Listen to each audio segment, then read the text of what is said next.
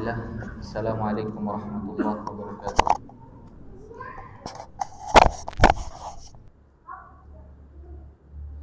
Alhamdulillahirabbil alamin. Assalatu wassalamu atammanil akmalani 'alal mab'uuts rahmatan lil alamin wa 'ala alihi wa sahbihi ajma'in. Allahumma faqihna fid din wa 'allimna ta'wil. Allahumma 'allimna ma yanfa'una wanfa'na bima 'allamtana wa zidna ilma, amma ba'd. Jamaah sekalian dimuliakan Allah Subhanahu wa taala. Alhamdulillah, segala puji bagi Allah Subhanahu wa taala yang telah memberikan kita segala nikmatnya sehingga pada malam hari ini kita dipertemukan kembali dalam kajian Kitab Tauhid, kajian tentang Tauhid, terlebih khusus membahas kitab yang sangat fenomenal yaitu Kitab Tauhid, yang mana kitab ini ditulis oleh salah seorang ulama besar yang mana sudah kita jelaskan biografinya di pertemuan sebelumnya, yaitu Syekh Muhammad bin Abdul Wahhab rahimahullahu ta'ala. Dan juga di pertemuan sebelumnya kita sudah membahas tentang apa itu tauhid. Sedikit kita murojaah. Tauhid adalah ismun masdar dari kalimat wahada yuwahidu, yang artinya adalah mengesakan. Yang mana tauhid itu dibagi atau terbagi menjadi 3, yaitu ada namanya tauhid uluhiyah, tauhid rububiyah, dan tauhid asma was sifat. Terbaginya tauhid menjadi 3 itu bukanlah suatu hal yang baru. Para ulama sebelumnya yang hidup sebelum Syekh Muhammad bin Abdul Wahhab juga pernah membagi tauhid menjadi tauhid rububiyah dan uluhiyah. Mengapa dibagi tauhid menjadi 3? Tujuannya satu, yaitu agar supaya memudahkan. Kalau seandainya seseorang sudah bertauhid kepada Allah Subhanahu wa taala dengan benar-benar bertauhid dan tidak memerlukan tauhid tersebut terbagi menjadi 3, maka tauhid terbagi menjadi 3 ini tidak perlu dibagi. Yang artinya apa? Tauhid dibagi menjadi 3 itu hanya sebagai wasilah. Wasilah buat apa? Wasilah agar supaya umat manusia, kaum muslimin lebih mudah dalam memahami apa itu tauhid. Dan juga tauhid rububiyah sudah kita jelaskan di pertemuan sebelumnya, yaitu mengesahkan Allah Subhanahu wa taala atau meyakini bahwasannya Allah Subhanahu wa taala adalah satu-satunya zat yang mentadbir, yang mengatur alam semesta, yang menciptakan, dan juga yang apa ikhwah? Ada 3 unsur.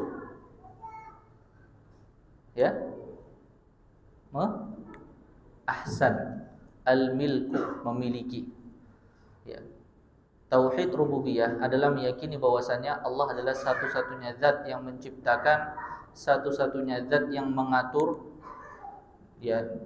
mengatur segala yang terjadi di alam semesta ini, dan juga satu-satunya zat yang memiliki. Memiliki apa? Memiliki apa yang ada di seluruh alam semesta. Itu namanya tauhid rububiyah. Dan tauhid rububiyah adalah tauhid yang diyakini oleh kaum musyrikin pada zaman Nabi Muhammad sallallahu alaihi wasallam. Akan tetapi tidak cukup dengan itu, yang mana mereka ketika mereka meyakini dengan tauhid rububiyah, hanya tauhid rububiyah itu tidak menjadikan mereka masuk ke dalam Islam. Tidak menjadikan mereka masuk ke dalam Islam. Apa dalilnya? Dalilnya banyak dalam Al-Quran. Allah Subhanahu wa ta'ala berfirman, "Wala in sa'altahum man khalaqahum la yaqulunna Allah." Ketika engkau bertanya kepada mereka, wahai Muhammad, man khalaqahum, siapa yang menciptakan mereka? la yaqulunna Allah. Pasti mereka akan berkata Allah yang menciptakan mereka. Artinya apa? Mereka mengetahui atau mereka meyakini tauhid rububiyah.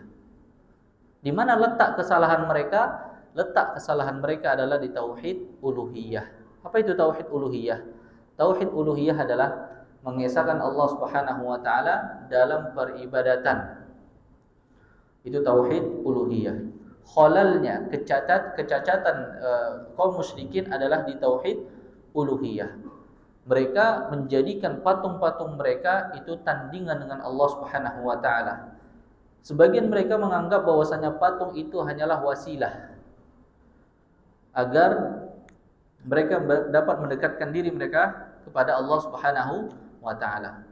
Disebabkan mereka memalingkan ibadah kepada selain Allah, walaupun mereka meyakini bahwasanya patung itu hanyalah wasilah, Allah Subhanahu wa taala menghukumi mereka dengan apa? Kufur. Tidak menghukumi mereka sebagai muslim. Maka perlu dibagi tauhid menjadi 3. Kemudian yang ketiga apa? Tauhid asma was sifat. Mengapa kau ada tauhid asma was sifat? Tauhid asma was sifat ya disebabkan karena sebagian kaum muslimin ya ada yang mentasbih, ya memaknakan nama-nama Allah Subhanahu wa taala atau sifat-sifat Allah dengan sifat-sifat makhluk.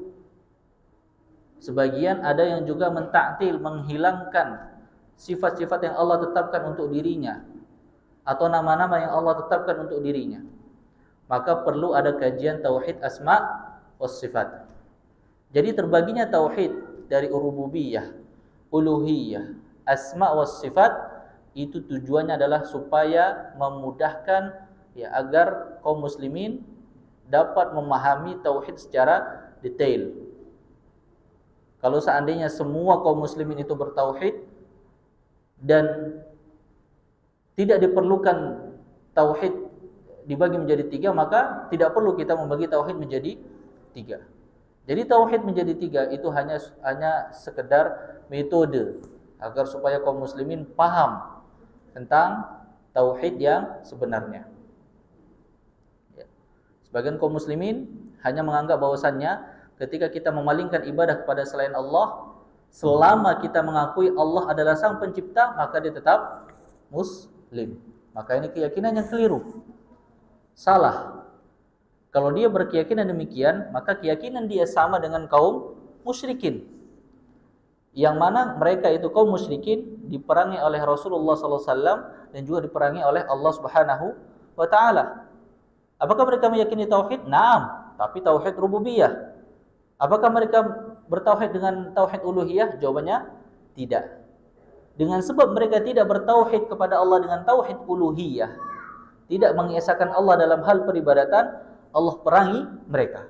Nabi perangi mereka.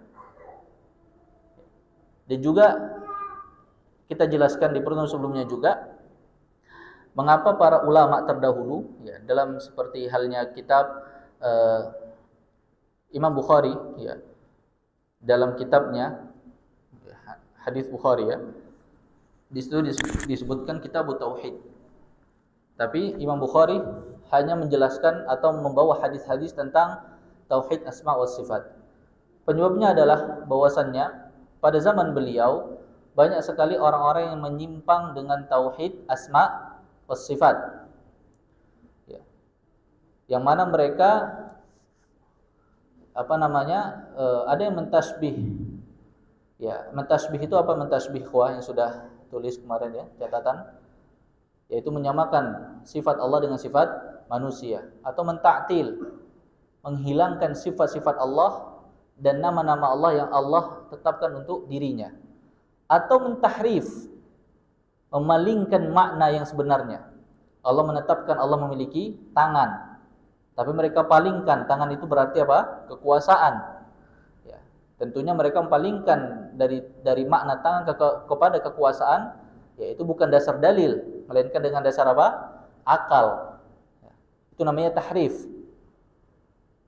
Karena sebab terjadinya banyak perselisihan, maka ya Imam Bukhari rahimahullah taala membawakan hadis-hadis tentang asma wa sifat. Salah satunya adalah membantah tentang Jahmiyah yang mengingkari bahwasannya Allah Subhanahu wa taala berada di atas.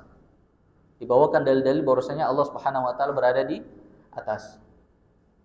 Dan juga Imam Ahmad bin Hanbal ya, menuliskan kitab Ar-Rad 'alal Jahmiyah wa Zanadiqah kalau tidak salah itu.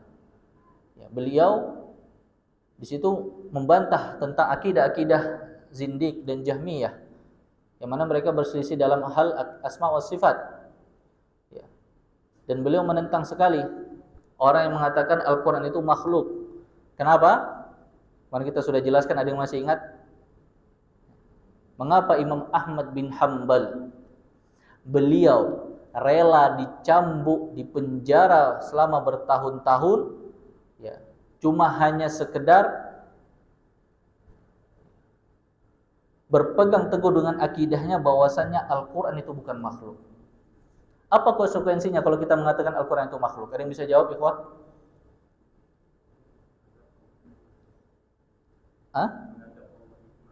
Ahsan, menganggap Allah itu makhluk. Kok bisa? Ya. Ahlus Sunnah wal Jamaah mengatakan Al-Qur'anu kalamullah. Kalam adalah sifat dzatiyah dan sifat fi'liyah Allah Subhanahu wa taala. Sifat itu melekat dengan zatnya Allah Subhanahu wa taala. Ketika kita menganggap bahwasannya sifat Allah ini adalah makhluk, berarti Allah apa? Makhluk. Oleh sebab itu, Imam Ahmad bin Hanbal rela dicambuk, rela dipenjara untuk mempertahankan akidah tauhid. Dan tulisan-tulisan pada para ulama seperti Imam Ahmad, Imam Bukhari yang sezaman dengan beliau, semua menuliskan tentang bantahan atau tentang asma wa sifat. Karena apa? Karena yang terjadi pada masa mereka itu banyak yang menyelisihi tentang tauhid asma wa sifat. Lantas mengapa Syekh Muhammad bin Abdul Wahhab rahimahullah menuliskan kitab tauhid? Apa sebenarnya isi dari kitab tauhid? Isi dari kitab tauhid adalah tentang ya, tauhid apa ikhwah? Tauhid uluhiyah. Tauhid uluhiyah. Mengapa beliau menulis tentang tauhid uluhiyah? Dikarenakan pada zaman beliau banyak sekali orang yang menyelisihi tentang tauhid uluhiyah. Apa contohnya? Contohnya menyembah kuburan, ya, menjadikan sesuatu wasilah dalam hal peribadatan kepada Allah Subhanahu wa taala, wasilah yang tidak syar'i. Wasilah banyak macamnya. Ada yang syar'i, ada yang tidak syar'i, ada yang syirik. Ya. Kemudian membangun bangunan di atas kuburan sehingga menjadi tempat kesyirikan dan lain sebagainya, pergi ke dukun dan lain sebagainya. Dan itu banyak terjadi di zaman beliau, sehingga apa? Beliau menulis kitab yang sangat fenomenal yang bernama kitab At-Tauhid. Apa tujuannya? Untuk memurnikan tauhid uluhiyah ya kaum muslimin. Kalau kita lihat nanti ikhwah ya, bahwasanya kitab tauhid itu isinya qala Allah qala Rasul. Qala Allah qala Rasul. Jarang beliau ya membawakan ucapan beliau dalam kitab ini. Isinya qala Allah, qala Rasul. Ya, firman Allah, hadis Nabi Muhammad sallallahu alaihi wasallam. Kemudian setelah itu banyak para ulama yang mensyarah mengapa beliau rahimahullah ya mencantumkan atau mencatutkan firman-firman Allah dan hadis Nabi ini. Apa maksudnya? Kemudian disyarah oleh para ulama, dan insyaallah nanti kita akan coba menjelaskan tentang mengapa beliau ya, meletakkan ayat-ayat ini, mengapa meletakkan hadis-hadis ini, apa maksud beliau, apa pesan yang ingin disampaikan oleh beliau rahimahullahu taala. Kembali ke yang tadi ya, bahwasannya tauhid terbagi menjadi 3. Sebagian kaum muslimin menganggap bahwasannya itu terbaginya tauhid menjadi 3 adalah bahwasanya Allah menjadi 3. Sebagian kaum muslimin meyakini demikian. Trinitas katanya. Nah, ini pemahaman apa? Yang keliru. Dia menganggap bahwasannya tauhid menjadi 3 adalah trinitas, menganggap bahwasannya Allah ada 3. Nah, ini tidak demikian, ya, tidak demikian. Bahwasannya itu hanyalah sekedar metode. Ya, jawabannya tadi yang kita sudah jelaskan. Baik. Insyaallah sudah clear ya tentang at-tauhid. Ya, makna dari tauhid dan terbaginya tauhid. Kemudian kita akan jelaskan tentang syirik, lawan dari tauhid. Apa itu syirik? Sebelum kita masuk ke babnya. Taib, asyirku, ya.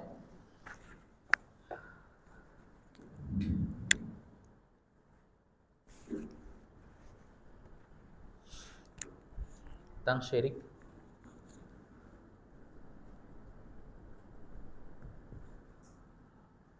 Syirik, ya.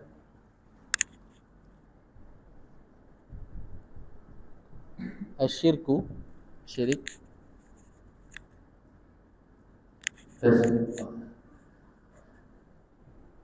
Ittikhadu syariki ma'allah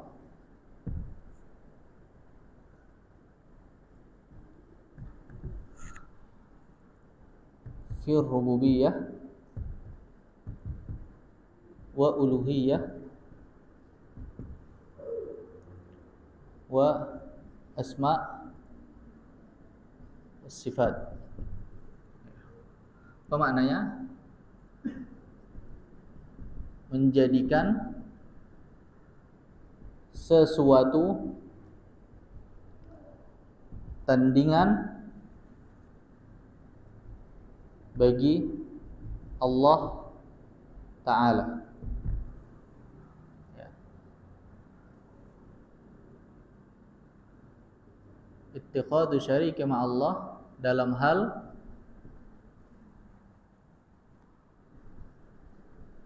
rububiyahnya, uluhiyah, dan asma.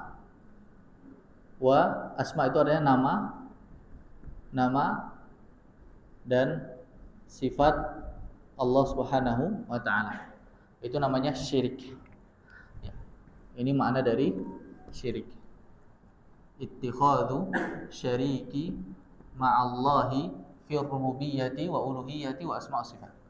Baik, syirik ya, itu terbagi menjadi berapa ikhwah?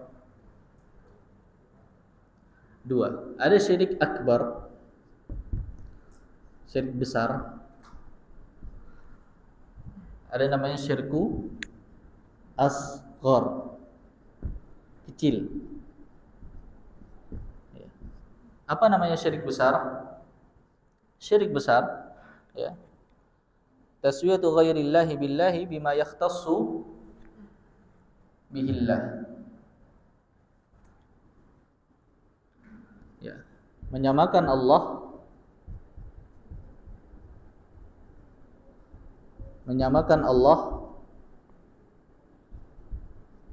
dengan selain Allah, menyamakan Allah dengan selain Allah dalam perkara yang merupakan kekhususan bagi Allah. Itu syirku akbar. Syirkul akbar itu terbagi lagi menjadi 3. Ada yang i'tiqadi, yaitu dari sisi ya akidah. Ada yang qauli, perkataan. Ada yang fi'li, perbuatan.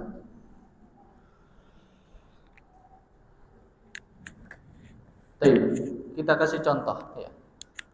Syirkun akbar, syirik adalah menjadikan sesuatu tandingan bagi Allah Subhanahu wa taala dalam hal rububiyahnya. Apa itu rububiyah? Kita flashback lagi. Apa itu rububiyah? Jadi ta'rif rububiyah, pengertian rububiyah, uluhiyah, asma wa sifat itu sudah di luar kepala. Maksudnya bukan di luar kepala itu tidak hafal tanpa perlu mikir. Ya. Kalau kita sholat baca Al-Fatihah, itu mikir enggak? Kalau masih mikir baca Al-Fatihah berarti jarang sholat. Ya. Kok bisa antum murojaah 5 kali sehari? 5 kali lupa itu ya sesuatu yang sangat jarang ya. Ada kemungkinan lupa tapi sangat jarang. Nah, rububiyah, uluhiyah dan asma wa sifat, nama-nama dan sifat Allah, pengertiannya itu harus kita pahami. Pahami dulu.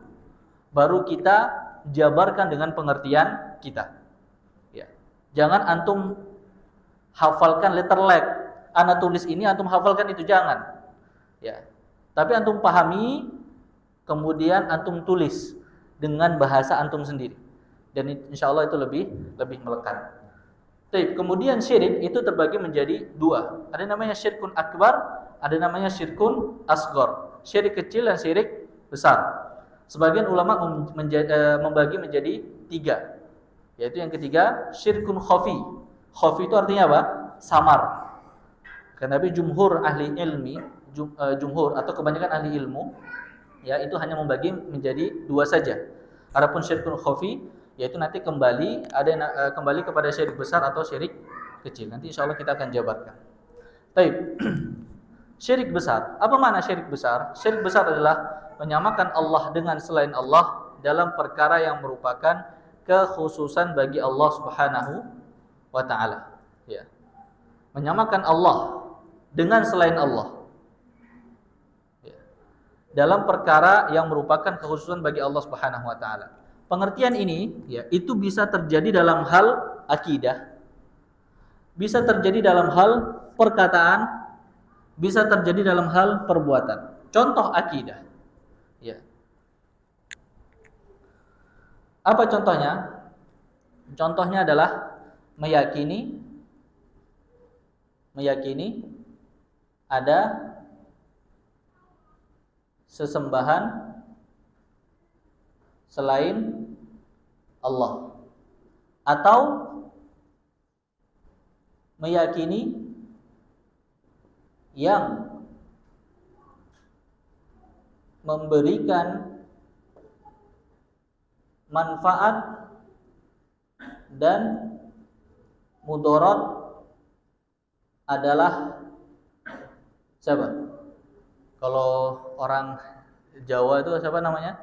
Ratu Pantai Selatan, Nyi Roro Kidul. Kita tulis ya, Nyi Roro Kidul. Nyi Roro Kidul ini cuma contoh saja, bisa siapapun ya. Jadi meyakini yang memberikan manfaat dan mudarat adalah Nyi Roro Kidul misalnya. Ya. Kalau orang yang bertauhid secara akidah, dia meyakini bahwasannya yang memberikan manfaat dan mudarat adalah Allah Subhanahu wa taala. Adapun sebab, yaitu bisa dari manusia, bisa dari yang lainnya. Akan tetapi orang yang bertauhid, dia tetap meyakini Allah lah yang memberikan manfaat dan mudarat. Ketika dia meyakini bahwasannya ada hal yang lain, hal eksternal, yang mana hal eksternal ini dapat memberikan manfaat kepada dia secara sendirinya, atau dapat memberikan mudarat kepada dia dengan sendirinya, maka itu termasuk syirkun akbar, syirik besar secara akidah. Secara akidah. Sampai sini paham? Baik. Kemudian yang kedua, qaul. Al-qauli, perkataan. Ya, contohnya seperti apa? Isti'adzah. Ya. Isti'adzah.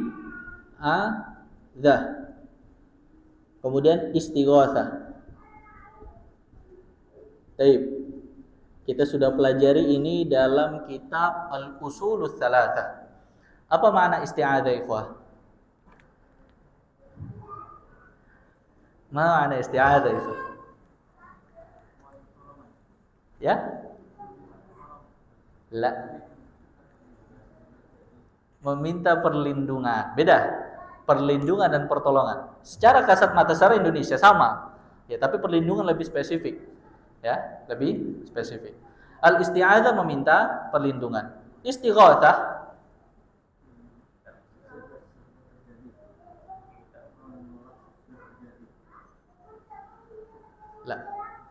Istighatsah mana? Istighatsah adalah meminta pertolongan dalam situasi genting. Dalam situasi genting. Kalau isti'anah, iyyaka na'budu wa iyyaka nasta'in. Ya, kepadamu lah wahai Allah kami menyembah. Na'bud, kami menyembah. Wa nasta'in, kami meminta pertolongan. Isti'anah, ya. Kalau dalam bahasa Arab itu ada masdarnya. Yang belajar bahasa Arab sama kita itu, ya istaf'ala yastaf'ilu istif'alan. Nah, hafalkan lagi wazannya. Banyak yang lupa nih kayaknya. Ya banyak yang belajar bahasa Arab sama kita nih lupa nih kayaknya wazan itu. Ya, ista'ana yasta'inu isti'anah. Artinya meminta pertolongan.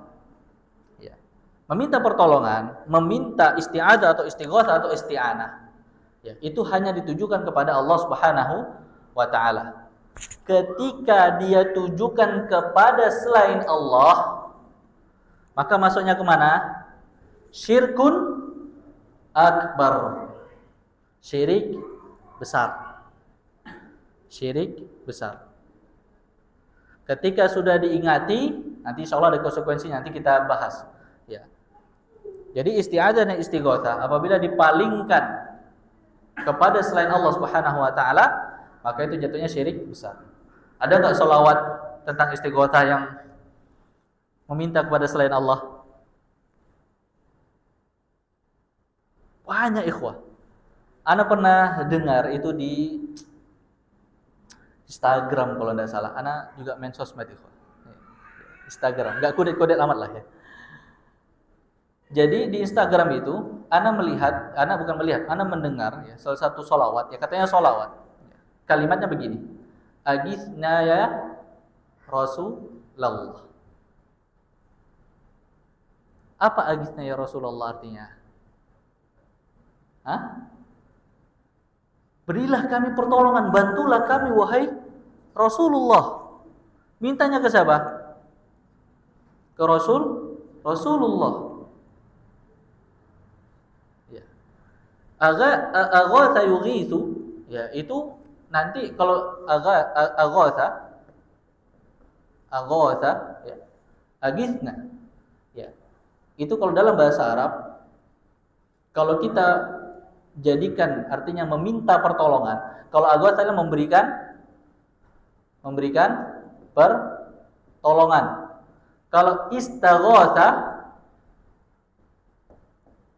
meminta pertolongan. Itu dalam bahasa Arab, dalam ilmu sharaf.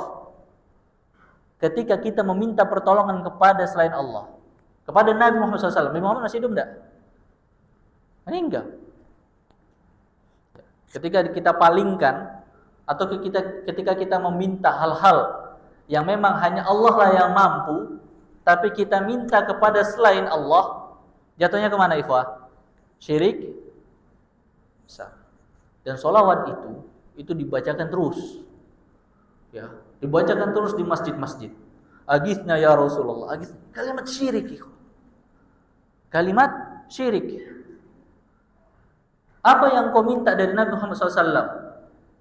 Nabi telah meninggal, memiliki kehidupan yang lain. Dan seandainya Nabi pun hidup, apa yang kau akan minta? Jangan sampai engkau meminta hal-hal yang tidak dimampui oleh Nabi Muhammad SAW. Katakan Nabi Muhammad SAW hidup, kemudian engkau meminta hal-hal yang tidak dimampui oleh Nabi Muhammad SAW, maka jatuhnya apa? Syirik. Terlebih lagi Nabi Muhammad SAW telah meninggal. Ustaz, bukankah orang yang meninggal itu tetap hidup? Naam, hidup tapi di alam yang lain. Dalam surat Al-Imran dijelaskan yurzaqun. Dalam surat wala taqulu liman yuqtalu fi sabilillahi amwat bal ahya'un 'inda rabbihim yurzaqun. Ya, itu surah Al-Imran ya, surat Al-Imran. Janganlah engkau berkata bahwasannya orang yang meninggal di jalan Allah itu mereka mati. Ya, bal ahya'un, akan tapi mereka hidup. Indallah, di sisi Allah Subhanahu wa taala, yurzaqun, mereka sedang diberikan rizki. Ya, mereka hidup di sisi Allah, alamnya beda, bukan alam kita. Gitu. Dan mereka hidupnya sedang menikmati rizki dari Allah Subhanahu wa taala. Ngapain sibukin doa ente gitu? Ya. Ente doa langsung pada Allah. Gak ada sibuk doa ente doa kepada aneh gak ngaruh gitu. Ya. Tapi ente langsung doa kepada Allah Subhanahu wa taala. Maka orang yang meminta kepada Allah, meminta kepada selain Allah, minta kepada Nabi Muhammad SAW dan beliau setelah meninggal, maka ya itu termasuk kesyirikan. Karena apa? Mengabulkan doa itu hanya hak Allah Subhanahu wa taala. Hal mutlak bagi Allah Subhanahu wa taala. Kemudian juga fi'il. Apa artinya fi'il? Perbuatan. Contohnya adalah sujud. Ya, kita bahas di al-usul ats-tsalatsah bahwasanya sujud itu hanya diperuntukkan untuk Allah Subhanahu wa taala. Ya. Ketika sujud ini diperuntukkan kepada selain Allah, maka itu termasuk syirku akbar. Contoh sekarang, kalau antum masuk ya di istana misalnya, kemudian antum dihadapkan oleh seorang raja, dihadapkan oleh sang raja, sang sultan, kemudian sebelum antum meminta sesuatu misalnya atau menyampaikan hajat antum sujud dulu. Sultan gitu ya, begini gitu ya. Ini hak Allah Subhanahu wa taala, enggak boleh. Antum sujud dulu, cium kakinya, enggak boleh. Ya, kenapa? Karena sujud adalah ibadah, fi'il, perbuatan. Maka itu hanya dipalingkan hanya untuk Allah Subhanahu wa taala. Maka penting ya dalam kita memahami tauhid. Nah, ini adalah ketika seseorang ya menyamakan Allah dengan selain Allah dalam perkara yang merupakan kesucian bagi Allah, dalam hal akidah, perkataan dan perbuatan, maka dia termasuk syirkun akbar. Apa konsekuensinya ketika seseorang ya melakukan syirik akbar? Konsekuensinya adalah yang pertama,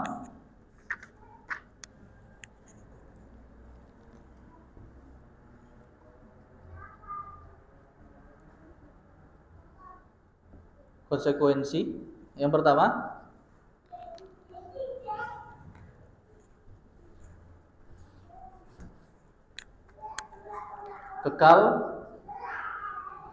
di dalam neraka ketika dia mati dalam kesyirikan dan belum sempat bertaubat.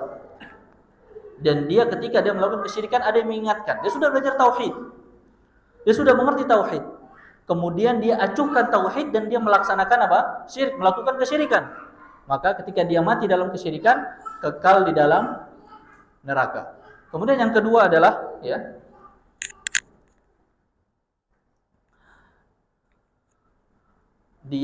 ia wajib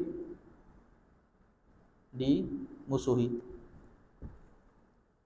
Ya, dia wajib dimusuhi. Awalnya didakwahkan dulu. Ya, kita musuhi maksudnya apa? Kita tentang akidahnya. Kita musuhi apa? Akidahnya, bukan personalnya. Kita tentang akidahnya, kita dakwahkan, kita benci apa yang dia buat. Kenapa? Karena dia ya, melakukan sesuatu hal yang dibenci oleh Allah Subhanahu wa taala, kezaliman yang besar.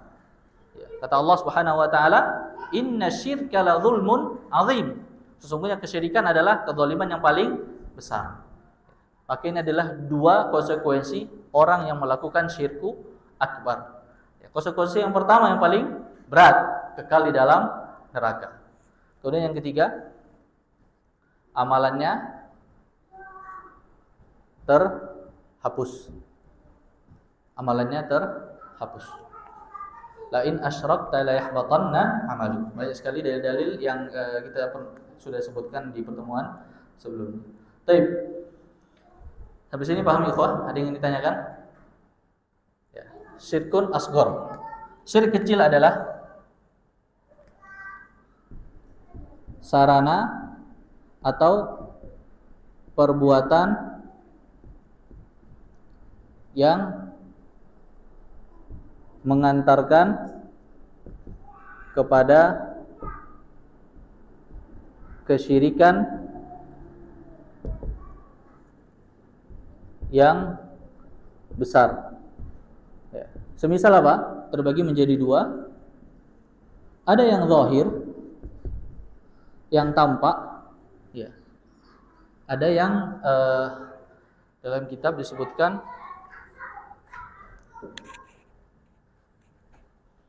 khafi. Ya, nanti di sini insyaallah kita jelaskan. Ada yang khafi. Ya. Yang zahir adalah contohnya dari sisi al-aqwal, qaul, perkataan.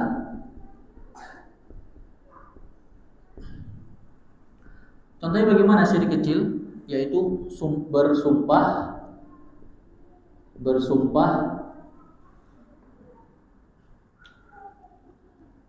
dengan nama selain Allah, atau perkataan Masya Allahu wa syi'ta. Baik, kita jelaskan.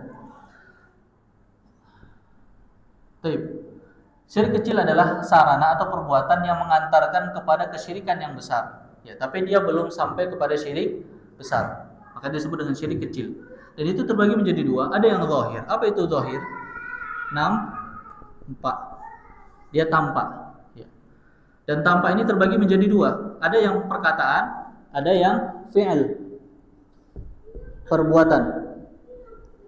Ya, nanti insya Allah kita kasih contoh perbuatan. Kita bahas perkataan dulu. Perkataan contohnya adalah syirik kecil, bersumpah dengan nama selain Allah. Ya, contohnya wa an-nabi, demi nabi. Ya. Mengapa bersumpah dengan nama selain Allah itu dikategorikan sebagai syirik kecil? Dikarenakan dalam bersumpah ada unsur yang namanya ta'zim. Apa itu ta'zim? Mengagungkan. Ya. Ketika bersumpah, ya, kita bersumpah dengan sesuatu yang paling agung. Umumnya seperti itu. Ketika kita bersumpah dengan sesuatu yang paling agung. Maka ketika kita bersumpah dengan nama selain Allah Subhanahu wa taala, maka ini bisa mengantarkan kita kepada syirik besar. Ya. Kalau kita meyakini bahwasannya Nabi lebih agung daripada Allah Subhanahu wa taala, maka ini jatuhnya ke syirik kecil, syirik besar. Syirik besar. Akan tetapi hanya sekedar bersumpah atas nama Nabi Muhammad SAW itu syirik besar atau syirik kecil? Syirik kecil. Mengapa disebutkan dengan syirik kecil? Karena dalam bersumpah ada unsur yang namanya apa?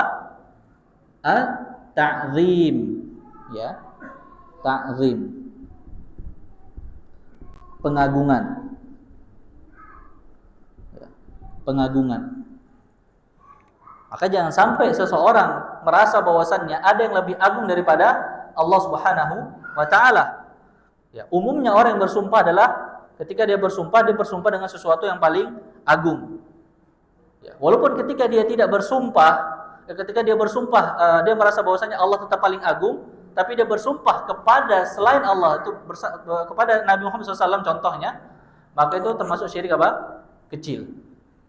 Karena dikhawatirkan ya, ketika dia sering bersumpah ya kepada selain Allah Subhanahu wa taala, kepada nabi, kepada kuburan, kepada syekh fulan misalnya, maka nanti pada saatnya dia akan merasa bahwasannya ada sesuatu yang lebih agung daripada Allah Subhanahu wa taala. Oleh sebab itu para ulama mengatakan ya syirik kecil atau bersumpah atas nama selain Allah Subhanahu wa taala itu termasuk syirik kecil. Ya. Kenapa? Karena ada unsur ta'zim. Dan juga contohnya Masya Allahu wa syi'ta. Ya, Masya Allah, ya, Masya Allah adalah apa-apa yang Allah kehendaki, wa syi'ta, dan apa yang engkau kehendaki. Di sini ada kata waw. Ya, waw itu ya waw ataf, itu artinya bisa bermakna persamaan. Jadi apa yang Allah Subhanahu wa taala kehendaki dan juga apa yang engkau kehendaki. Jadi seakan-akan dia menyamakan Allah dengan engkau. Ya. Maka ucapan seperti ini walaupun dalam hatinya dia tidak meyakini bahwasanya engkau sama dengan Allah. Ya.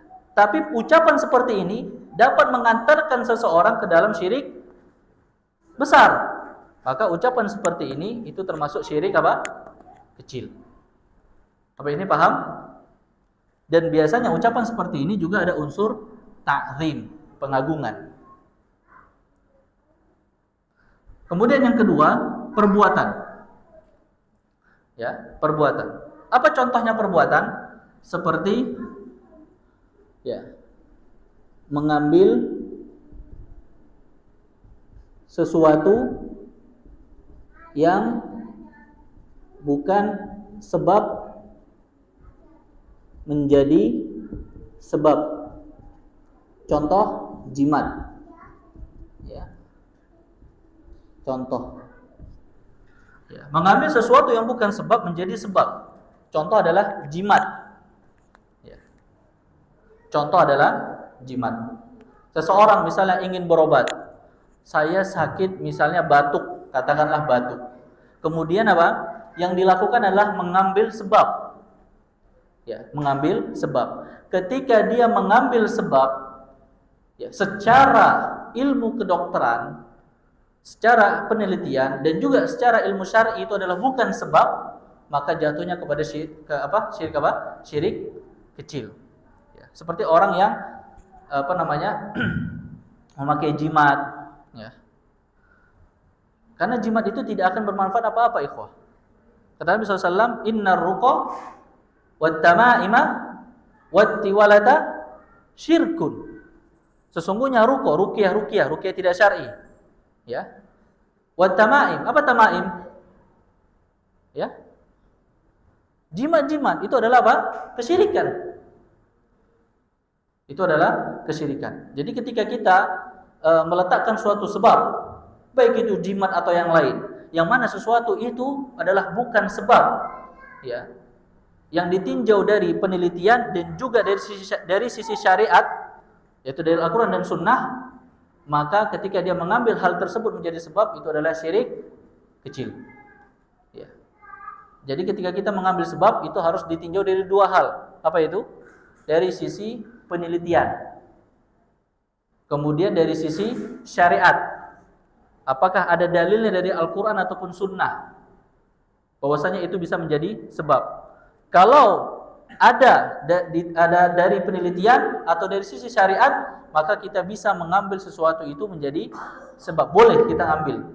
Tapi kalau tidak ada, baik dari sisi penelitian atau dari sisi syariat, maka itu jatuhnya kemana? Ke syirik kecil. Paham sampai sini, ikhwah? Baik. Nah, ini adalah syirik kecil yang zahirnya nampak. Adapun yang khafi adalah, ya, subhanallah, mati ya ikhwah. Mati nih kayaknya mic-nya.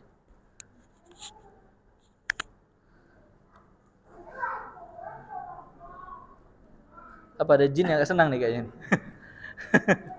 Wah, subhanallah. Baik. Sementara kedengaran ya, ibu-ibu, insyaallah kedengaran ya suara saya. Ya, sambil menunggu insyaallah. Baik. Ya, ini yang kedua adalah syirik khafi. Syirik khafi adalah, khafi itu artinya tersembunyi. Tersembunyi. Ini namanya khafi. Ya, syirik khafi, ya, maksudnya adalah ar-riya. Apa itu riya? Ya, memamerkan dalam hal ibadah. Memamerkan sesuatu dalam hal ibadah, bukan dalam hal apa? Dunia. Kalau antum punya mobil baru, Alphard, apa lagi? Pokoknya mobil yang zen lah, yang bagus. Kemudian antum pamerkan, itu bukan riya, tapi apa? Sombong. Ya, sombong ente kan gitu, sombong. Tapi riya itu adalah, ya, dia memamerkan dalam hal ibadah. Baterainya habis ya? Oh ya, siap.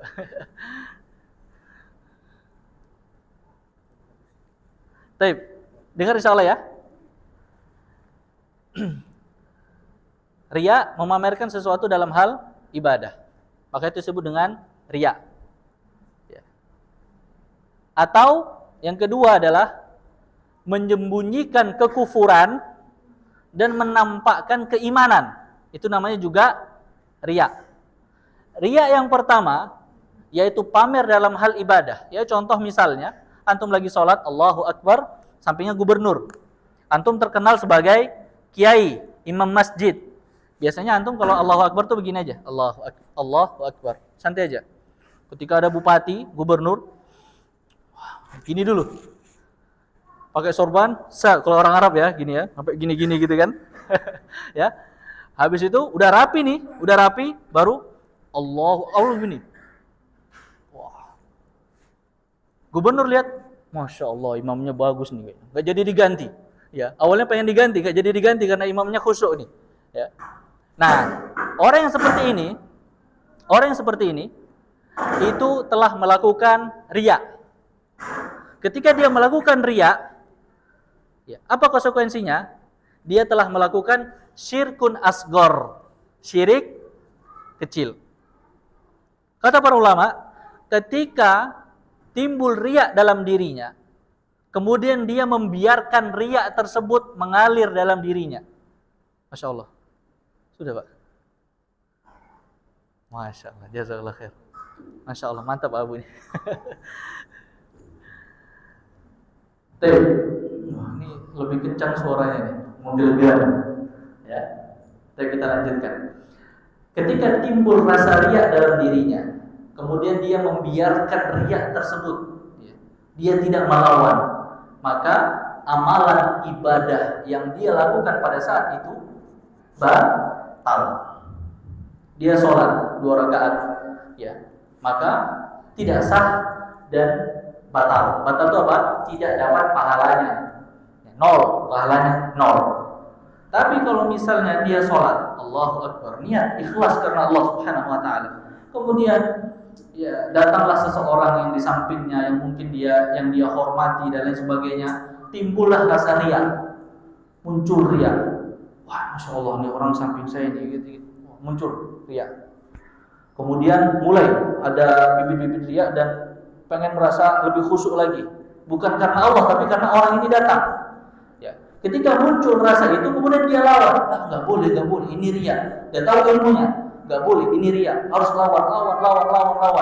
Walaupun ada gejolak dalam hatinya, ya, tapi ketika dia melawan terus menerus, maka sholatnya sah dan dia juga mendapatkan pahala. Paham rinciannya ya? Yaitu ar-riya.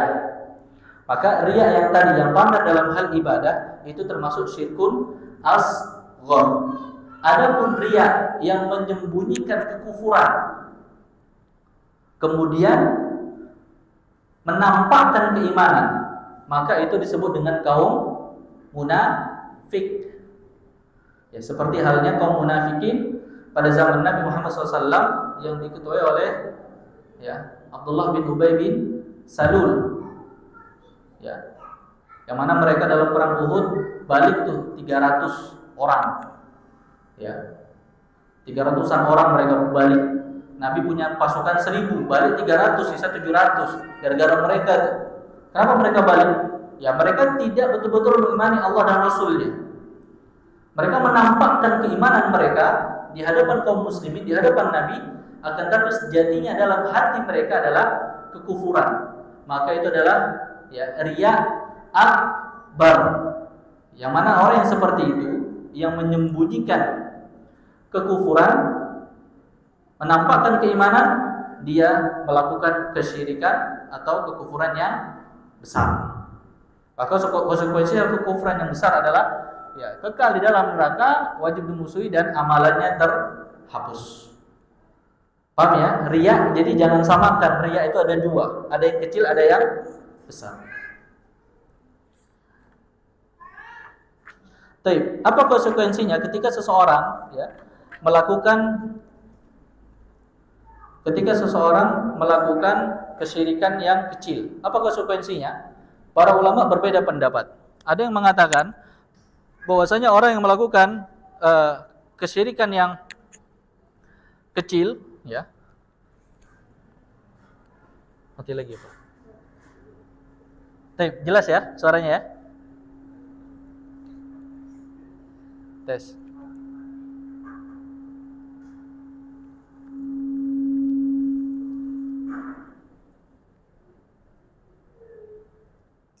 Ya hidup sih. Khair lah. Sebentar lagi insyaallah. Enggak apa-apa, Abu.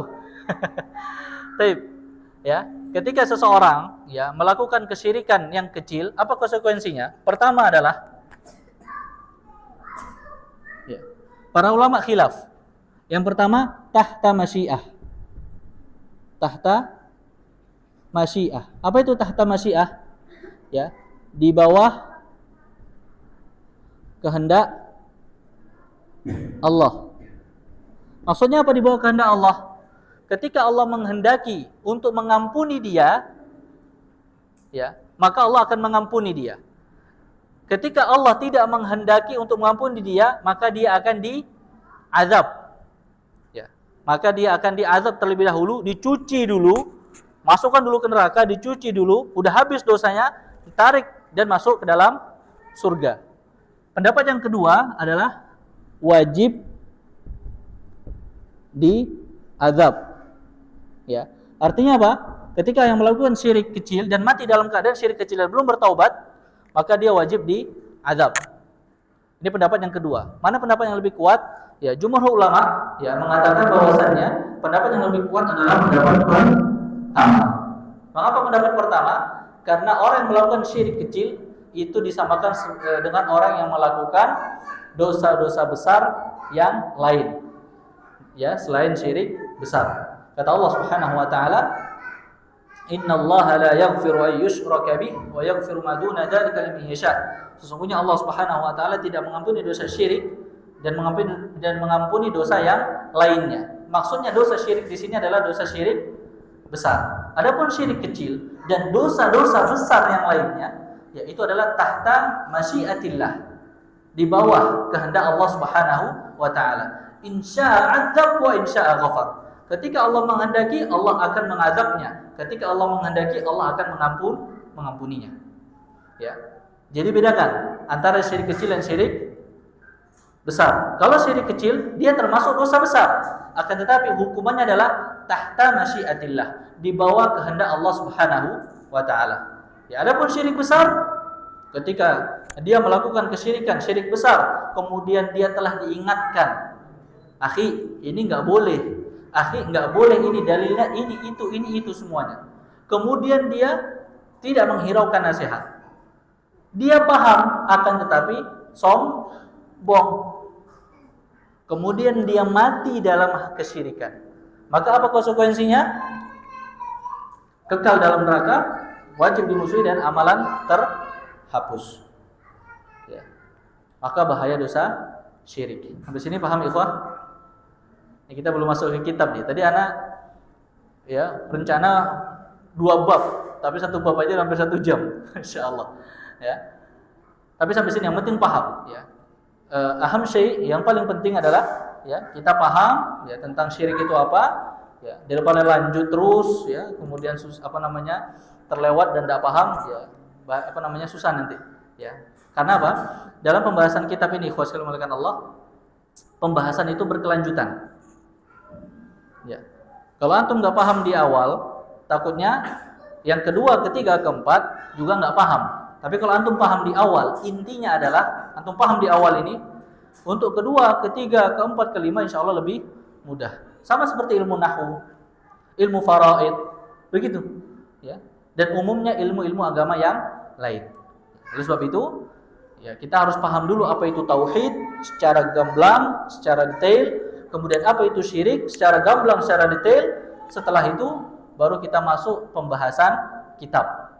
Ya, masuk ke dalam pembahasan kitab apa yang ingin disampaikan oleh muallif rahimahullahu taala. Baik, barakallahu fikum. Sampai sini ada yang ingin ditanyakan insyaallah?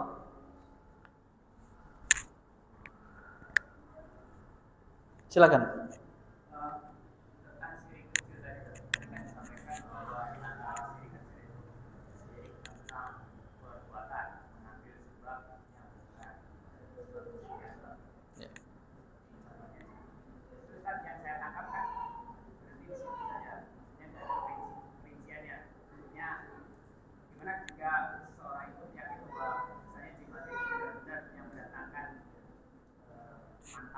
Dan mudarat.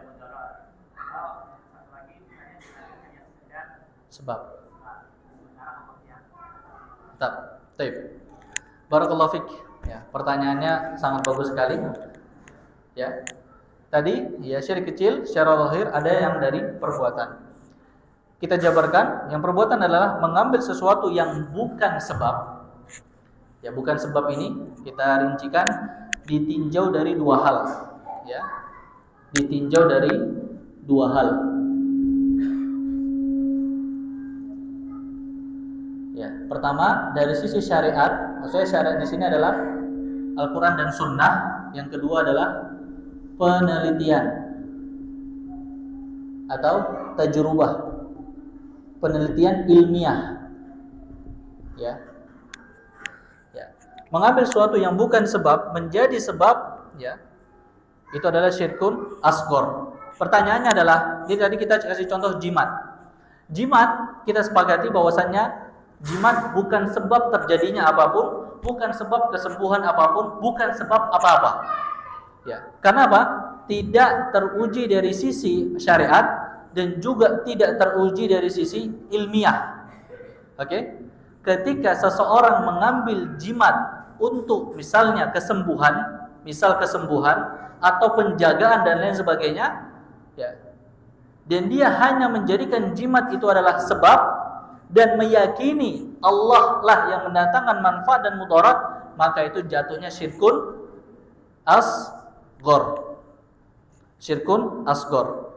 Akan tetapi ketika dia mengambil jimat, kemudian dia meyakini bahwasannya jimat itu yang mendatangkan manfaat dan mudarat, bukan Allah, maka itu syirkun akbar, syirik besar.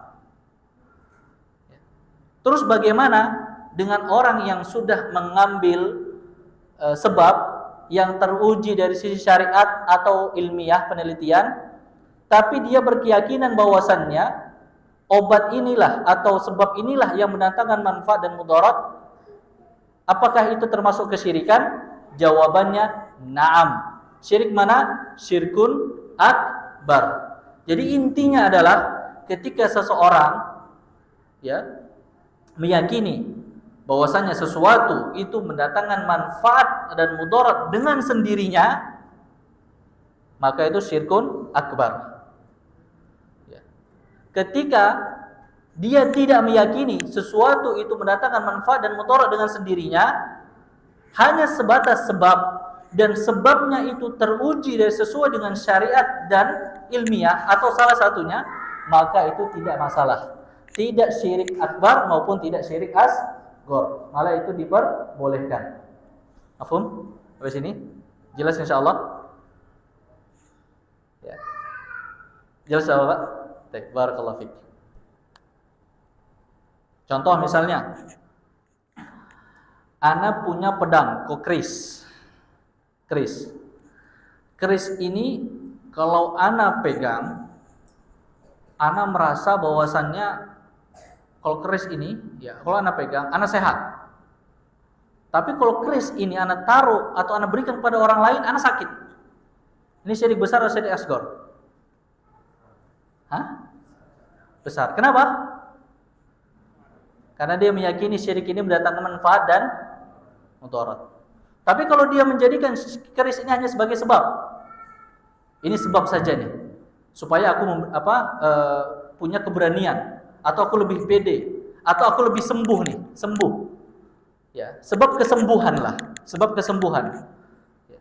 Kalau keris ini ada di samping aku sembuh. Tapi dia sebab, aku yakini dia hanya sebab saja. Tetap aku yakini Allah adalah yang menyembuhkan. Ini syirik apa tidak? Syirik. Syirik apa? Syirik asghar, syirik kecil. Tapi kalau misalnya saya datang ke dokter, saya sakit mak. Dokter kasih obat. Ini obatnya, Bu. Ini obatnya, Pak. Kemudian saya ambil obat. Saya minum obat. Saya yakini obat ini adalah sebagai sebab. Yang menyembuhkan hanyalah Allah Subhanahu wa taala. Syirik apa tidak? Tidak. Boleh apa enggak? Boleh. Tapi kalau saya yakini obat ini yang menyembuhkan dengan sendirinya tanpa ada campur tangan Allah Subhanahu wa taala, syirik apa tidak? Syirik. Syirik apa? Besar. Faham insyaallah ya? Baik. Insyaallah. Barakallahu fiik. Ada pertanyaan lagi, ikhwah?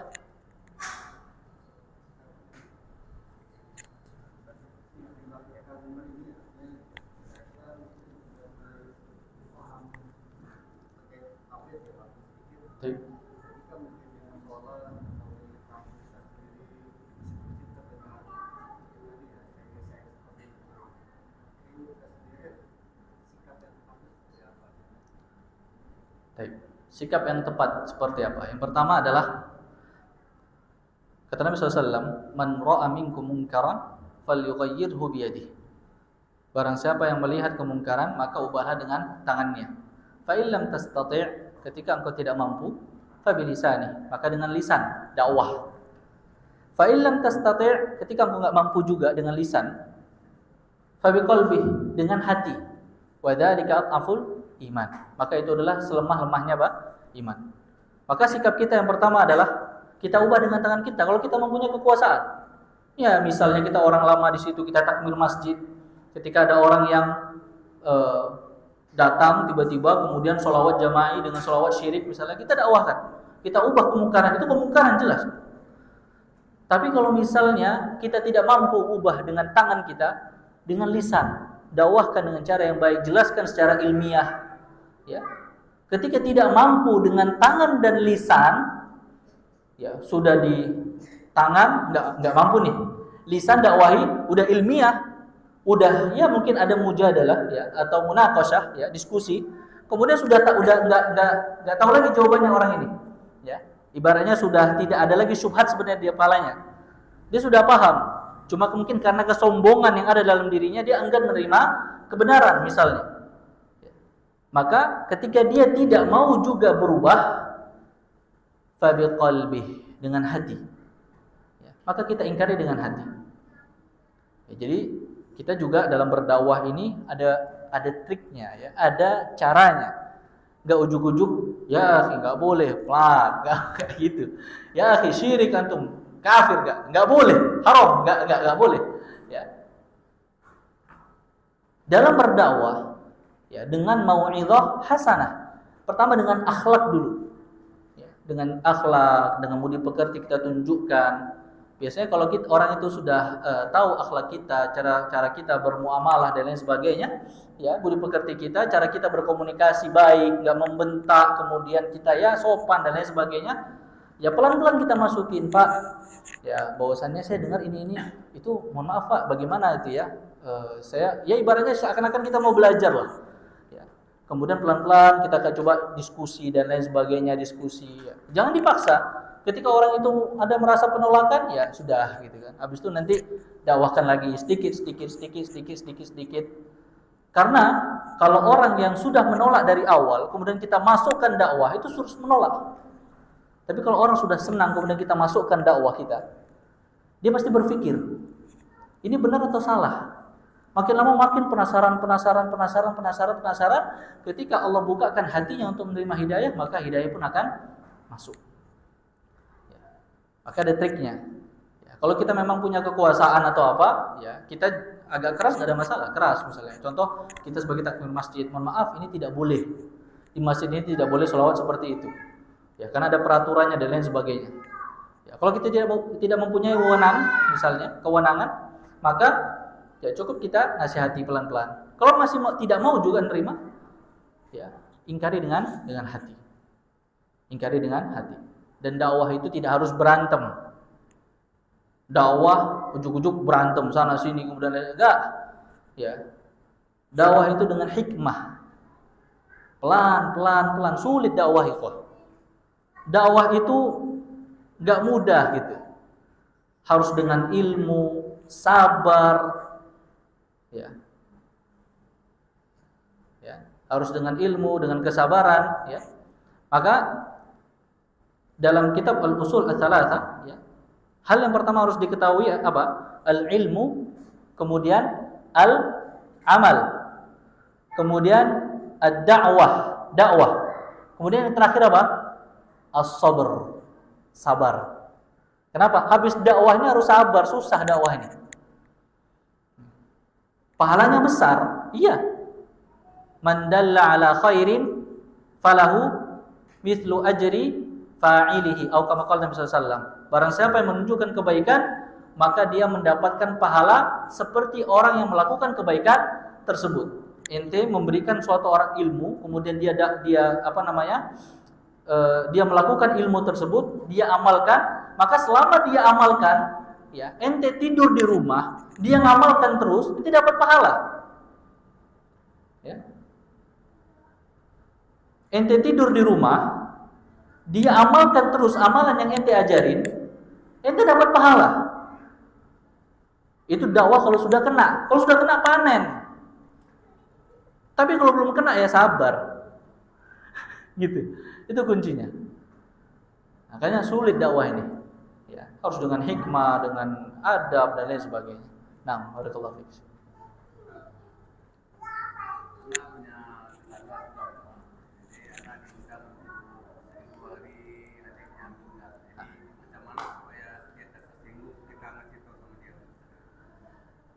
Tidak tersinggung.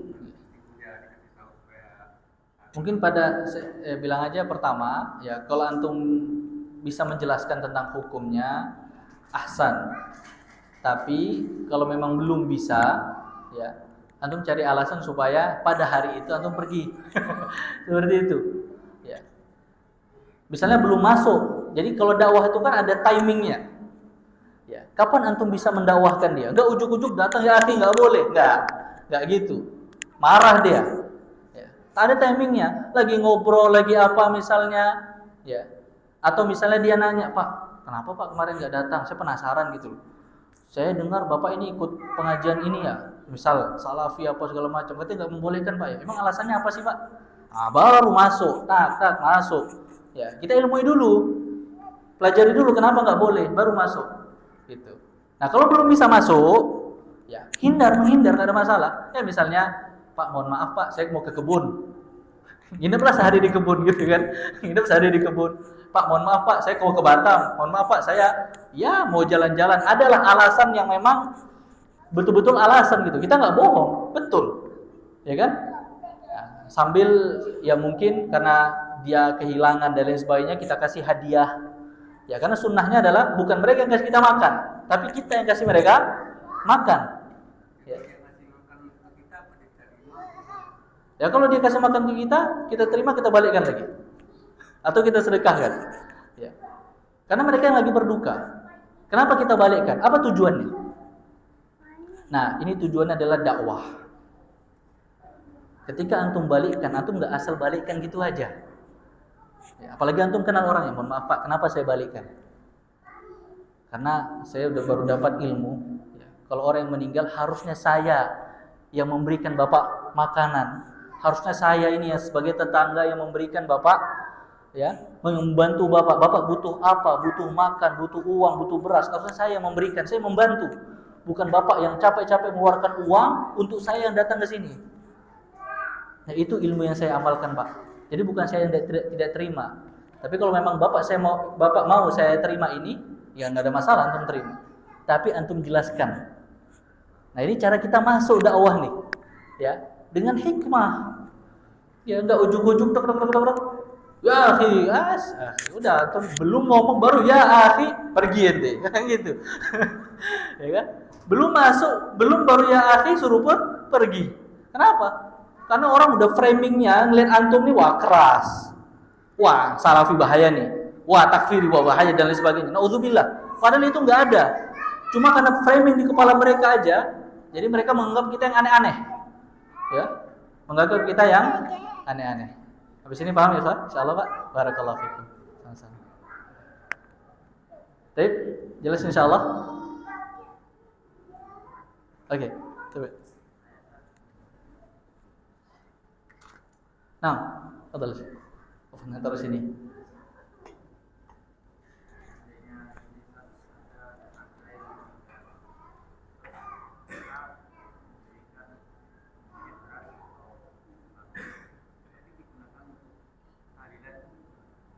Digunakan untuk tahlilan.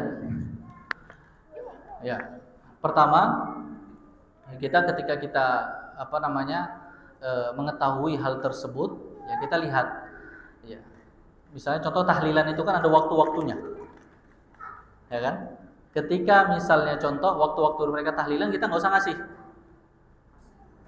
Apa? Ya pas meninggalnya, iya. Kita sudah yakin bahwasanya beras itu digunakan tahlilan. Kalau kita yakin, ya, ada namanya syak. Syak ini 50-50. Ada namanya dhon. Dhon ini 80-20. Ada namanya yakin 100%. Ini yakin. Kalau masih tahap syak, ini bakalan digunain tahlilan apa tidak? Maka udah, buang syak itu, kasihkan. Adapun urusan mereka tiba-tiba beneran digunakan tahlilan, itu urusan mereka sama Allah. Kemudian dhon, ada kemungkinan besar mereka gunakan tahlilan, tapi masih kemungkinan, kasihkan. Ya. Ketika mereka gunakan itu tahlilan, maka itu urusan mereka sama Allah. Ketika 100% yakin, barulah kita tahan. Tapi kita sudah niat untuk ngasih. Ya mungkin di hari kedua, ketiga, baru kita kasihkan. Ya ketika ibaratnya acara itu sudah berlangsung. Kemudian ya terangkan tentang dakwah dan lain sebagainya. Mengapa kita yang kasihkan? Gitu. Ya. Makanya harus ada trik, Pak. Ya, maka ada masalah antum kasihkan di hari kedua, ketiga. Tapi yakin 100%. Kalau masih dhon dan syak, ya itu masih perkara abu-abu, maka kasihkan aja. Adapun kalau memang terjadi, ya urusan mereka dengan Allah Subhanahu wa taala. Nah.